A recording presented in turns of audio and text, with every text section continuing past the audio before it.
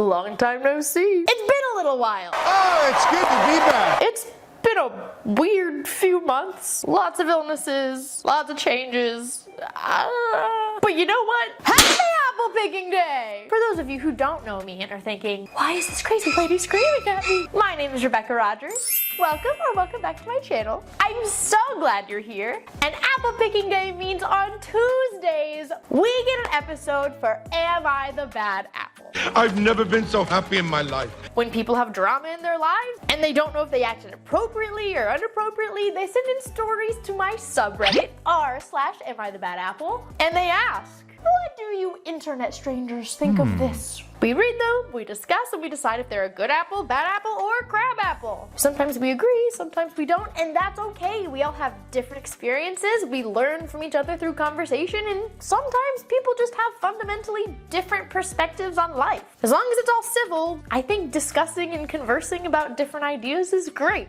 But keep it civil. So uncivilized. We're a loving community here. But anyways, I suppose y'all have waited long enough. Let's go apple picking! That's what we've been waiting for! Oh, George! I almost forgot George. You gonna sit right there? Pet. No, sit up. Be professional. Apple number 1. Am I the bad apple for not warning my sister-in-law that I was pregnant? I, 29 female, and my fiance, Dan, 29 male, are expecting. I am 24 weeks pregnant. I've mostly been wearing baggier clothes to hide the bump, especially with my history of miscarriages. My sister-in-law, 27 female, is infertile, and my heart hurts for her. But the way my in-laws handle it, in my opinion, is pathetic. No one in the family is allowed to have pregnancy announcements. No children under 5 can attend family events. Despite their rules, me and Dan both agreed it was time to announce our pregnancy. We decided we would do a surprise gender reveal. We had the doctor give us an envelope on what the gender was at our last appointment. At the party for my gender reveal, my sister-in-law and her husband showed up. When my sister-in-law found out this was a surprise gender reveal, she was pissed. She asked me why I didn't give her a heads up and questioned why I didn't care about her previous traumas about this. She said I knew how she would feel about this and I clearly didn't care about her. I said, look, this is my pregnancy and my business and I don't owe you anything. And you don't have to be such a jerk about not being happy for me. My sister-in-law stormed out and has been ghosting me ever since. Now I'm blocked on all her social media platforms. George, no. You good, bro? So I need to know, was I the bad apple? You shocked George with your audacities. Someone get him some water. I have so many questions. Part of me wants to believe there's a lot of exaggeration. No children younger than 5? But again, we can only go based off the story. The only facts we have are the ones in the story, so that's our truth. And if that's the case, I'm gonna go with a bad batch. First of all, I want to preface that individuals who go through infertility issues, my heart goes out to you guys, especially for those who really want to start families. We'll start with the background people. For the sister-in-law to then determine that nobody in the family can have pregnancy announcements, no one can have small children at events, that's a little much. Again, y'all know I don't have kids. Someone let me know if I'm missing something, but I definitely think that's crossing a huge line. And for the family to go along with it, like, oh yeah, definitely we'll enforce those rules. No! You can't control other people's families and other people's events like that. That's just, ugh, that makes them bad apples. So do I think that the OP, the original poster, having a gender reveal makes her a bad apple? No. Have your party. Be excited. But I do think it was very insensitive to just spring on everybody, knowing there are people in attendance who have really struggled in this area. Hey everybody, look at my news, everyone be happy for me. It just kind of feels like you're rubbing it in their face. Like you're so mad about the rules that you're spitefully planning this to cause harm. And I'm not saying that was the intent, but that's what it feels like to me reading it. Did anyone else get a similar vibe? Someone let me know if you think I'm wrong. That's just how it came off to me when I read it. Ha ha ha. Get it? Yeah? I'm funny. Well, let me know what you think. Apple number 2. Am I the bad apple for not talking to my neighbors before reporting them? I live in a suburban area with my partner, though some people in our area own farm animals. The thing is, I have a neighbor who owns a rooster who is constantly making noise, including at 2 in the morning. For a while, I just let it be, but now it's keeping me up and waking me up in the middle of the night. We don't have a relationship with these neighbors. We've talked to them like once when they were letting their kids run around in the dark and screaming past midnight. We asked them to please keep it down and they didn't. At least for another 30 or 40 minutes. Other than that, we've never really interacted. After looking into how to file a noise complaint about the rooster, I found out that apparently roosters are against the city's ordinance. I posted on the app next door to ask, where can I report this? I couldn't find a link. I ended up finding the link after posting on the thread, but I didn't even think about deleting the post at the time, so it just stayed up. I filed a complaint and the city answered back immediately saying that they were gonna take care of it. I don't know why, but I ended up going back to the post to look at the thread and I got a bunch of comments telling me that I should go and talk to my neighbors first. They might have a resolution, and calling the city without talking to them first will probably cause issues. 7 people ended up agreeing and liking the comment. To me, talking to my neighbors puts a target on my back saying, hey, I am gonna file this report if you don't do something. Like I said, I don't have a relationship with these neighbors. My partner and friends agree that I was right to report it. However, because there were so many likes on that post, I'm questioning my decision a little bit. So, was I the bad apple? Interesting. Think. When you buy a house, you do legally agree, hey, these are the rules of the HOA in the neighborhood or whatever, and I'm going to follow them. I'm assuming that's the same as like the city ordinance thing, yeah?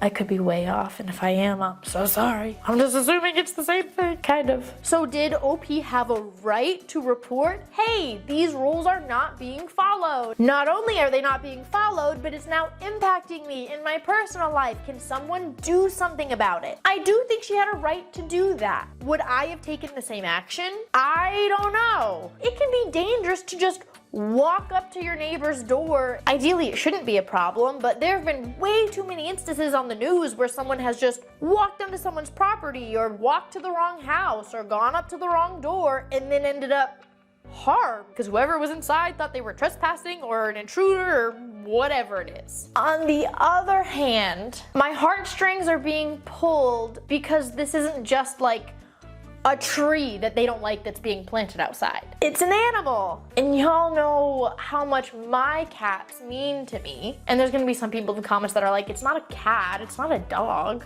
but it's still someone's pet. I have a friend that I met on social media who had a farm and due to some events in her personal life, lost most of her animals. That was devastating to her. I think it was a llama that she raised and it was pregnant, and just as the llama was about to give birth, she had to send it away because she couldn't keep it anymore. And then when the baby was born and she just missing the birth, she sobbed and oh, my heart. I'm teetering. So as much as I think that there's a lot of very valid arguments to not going to the neighbors first, not talking to them first, for me, my heartstrings, because the animals. And I want to believe that if the neighbors talk, that maybe the neighbors will be so concerned to not lose their rooster that they would find some way to accommodate, right? Find some kind of solution. But now they have to get rid of their pet because of the city. And that just hurts my heart. And I know it's the rules, and we like rule. So I'm gonna go crab apple, and I know some people are gonna come for me, and that's okay.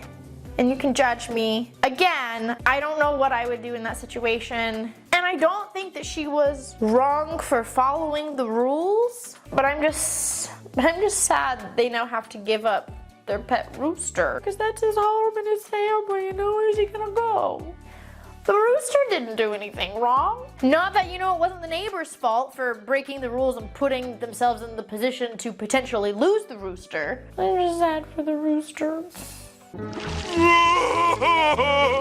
Apple number 3. Am I the bad apple for choosing friends over family? I, 25 female, married my high school sweetheart, 26 male. A little background, my maid of honor was my older sister, and then my bridesmaids were my female cousins and 2 of my friends who were in their 30s. They've been my family friends growing up and would literally drop everything to help me if I needed it. I actually have 2 female cousins, but only one was a bridesmaid. The one I'm really close with was obviously in my wedding, who is also my biological cousin, and another cousin who married into our family. We'll call her Anne. Any chance she gets, she always makes everything about her. But anyways, the day of my wedding, everything started out great. The ceremony was exactly the way that I wanted it. The reception is where it all went downhill. After dinner, I made my way around to say hello and thank you to everyone for coming. And that's when Anne stopped me and confronted me. She started yelling about how she wasn't in my wedding, but should have been. Then she started insulting my friends who were bridesmaids' families because they've never liked each other and they've hated each other since they were 16. I asked her to calm down so that we could have a civilized conversation, but she just started screaming louder and got in my face. I calmly told her that if she was really that unhappy, that maybe she should just leave. That's when she started screaming profanity in my face and screamed, "I can't believe you would choose your friends over your own family." She made such a scene that I can't help maybe wonder, was I in the wrong? Was I the bad apple? This one feels really easy. No, you are not. That was easy. Your wedding is your wedding. It doesn't matter if anyone else likes the colors. It doesn't matter if anyone likes the day. It doesn't matter if anyone else thinks they should or should not be in your bridal party. It's not their wedding. I don't care if she was your sister. If she's not someone you felt should be in your bridal party, okay. People who are married or engaged know exactly what I'm about to say. When you're planning a wedding, people come out of the woodwork and just not only assume they're going to be invited, but assume they're going to be in it. It's wild. So like cousin thinking that she was gonna be a bridesmaid, like that's not a crazy unheard of thing. Making a scene at the wedding is not common like that. That's just extra bad apple flakes. I don't think anyone owes it to anyone to plan your wedding around other people and what other people want. I already know the keyboard warriors are gonna be like, how offensive! What if someone else is paying for it? Gladys, we're not even talking about that. These are completely different situations. Calm down! Good apple all the way, in my opinion. But if she wanted to be your bridesmaid so badly, maybe she should have made more of an effort to be a good friend to you. Apple number 4. Am I the bad apple for not having sweets in the house? I, 27 female, have been the guardian of my niece Zoe, who's 9, for about a year since my brother and sister-in-law passed away. I work full-time in a pretty high-stress job. Ever since I've been 24, I've been on a low-carb diet. It's obviously not for everybody, but I feel better not consuming so much carb and sugar. It helps with my weight, concentration, energy levels. It's just something I've worked into my personal lifestyle. My diet consists mostly of meat served with fruits and vegetables. If I crave a slice of pizza or pad thai or fast food every now and then, that's fine. I don't beat myself up over it. I just go have it. When Zoe came to live with me, I tried to make sure to have extra carbs for her meals, mostly rice and potatoes. I also take us out to eat once or twice a week so we can explore different cuisines and local offerings. She also has lunch at her school and I give her a small allowance so she can buy whatever she likes within that budget. What I don't have at my house is dessert. I used to stock some when Zoe first came to live with me and I would give her a small serving after dinner when I had fruit. After a few weeks of that, Zoe asked me why I didn't eat any dessert with her and I told her that for me, fruits are yummier. Not long after that, she stopped me from buying more of anything sweet when I took her grocery shopping and said that she would like to just have fruits too, just like me. Anytime I tried to say, hey, do you want some dessert? She would just refuse. After a couple weeks of that, I just kind of stopped offering and would give her fruits instead. Zoe and I still definitely enjoy dessert when we go out to eat, but we just don't have it at home. Now, here's the situation. A few days days ago, a mom from Zoe's after school club called me. She told me she brought butterscotch pies to the club and everybody had a piece, including Zoe. A lot of the kids left school early that day, so there were a lot of leftover pie, and she offered to pack up a bunch of pieces for everyone to take home. All the kids took some, except for Zoe. Zoe told her no thank you, and that we don't really have desserts at home. This mom was very concerned that I was setting Zoe up for an eating disorder, and that kids deserve to have something sweet in the house. I told her it was Zoe's choice not to have desserts, so I just stopped stalking them. I also told her that Zoe oftentimes bought sweets at school, so there's no need to add more sugar content to her home food when she's not gonna eat it. She said it wasn't right for me to set a low-carb diet lifestyle as an example for Zoe when she's still so young and shouldn't be restricted from eating anything. Again, I told her Zoe can have anything she wants. I would gladly provide any food for her. But this mom just cut me off and argued that eating is a social thing and that by seeing me abstaining from sweets, Zoe would do the same thing to feel like she belongs. I'm quite confused about this. I know from a rough nutritional estimate that Zoe's getting what she needs. She's rarely sick, her martial arts instructor says she's an active and enthusiastic student. I also don't think I should compromise my own chosen diet so that my niece chooses to eat more dessert at home. So I need someone to let me know. Am I the bad apple? I want to preface this by reminding everybody I don't have children. There are no younglings that I'm responsible for anywhere.